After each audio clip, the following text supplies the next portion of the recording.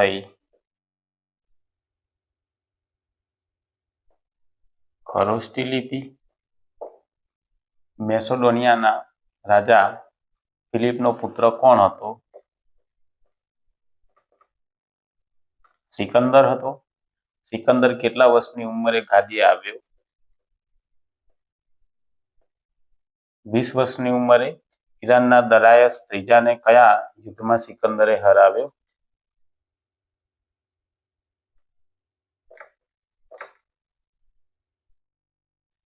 અરબેલાના યુદ્ધમાં સિકંદરને મદદ કરનાર બે દેશદ્રોહીઓ કયા હતા? એક છે અંબિકુમાર અને બીજા છે શશિગુપ્ત.